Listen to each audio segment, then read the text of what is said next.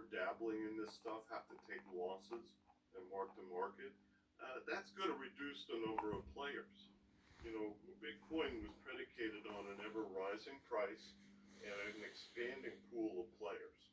You know, let's be fair, it's a game, okay? This isn't investing, this is total speculation, kind of like party poker. My favorite crypto people, by the way, have a background in commodities and poker. That's the typical MO for these guys. And I love them. They're pure speculators. But they will often say, don't play with this unless you're going to do your homework. In other words, this is really bare knuckled kind of speculation. And I think now that we've had so many people take losses, it's going to be hard for Bitcoin to recover in the near term at least. Yeah. What do you think happens to strategy? Sailor strategy. I don't know how that company survives. You know, there's a big hole on one side of his balance sheet. He pretends that the Bitcoin is an asset, and he funds it with dollar debt.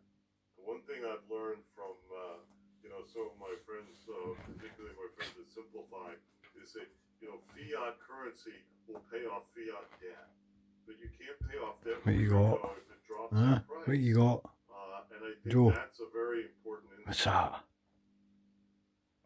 Getting back to your major theme here, and the retirees. I mean, this is a segment. What you Know, got? because I'm not saying anything new here that we've already seen. So What's that you've got? we're already seeing them having to go back to work 1 or 2 jobs just to make ends meet.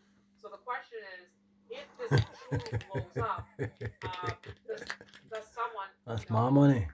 the Fed, step in and save? That's my money. See, in the insurance world, when an insurer That's my money. they try and sell it. That's my If money. they can't sell it, then they will pass the hat in whatever state it's domiciled in, and the other insurers have to bail them out.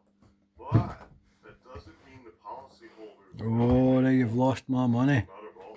They could You've take lost that. significant losses even after the regulators get done cleaning up the mess of the failed insurer. So I don't see a bailout coming for these retirees because honestly, there's no narrative in Washington. Look at Paul Atkins at the FTC. Look at the Trump administration. They're not critical of any of this.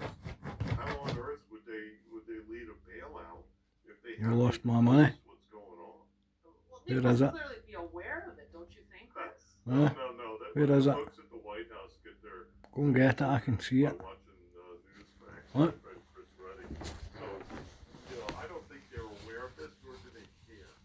The only thing No, I they're can't. focused on is What a good. putting it on. Ah.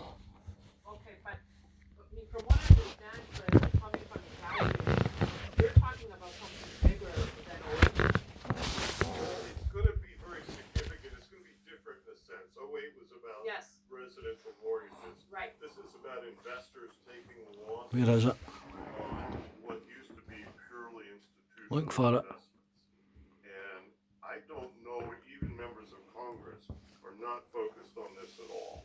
If you talk to people on Wall Street, you talk to people in the media who follow the markets, there are very few people that are actually following what's going on here. Because let's be fair, the private equity and Dale. private credit crowd, the Apollos, the Dale. Ares, Brookfield, KKR, like all of them, they have done this all behind the screen.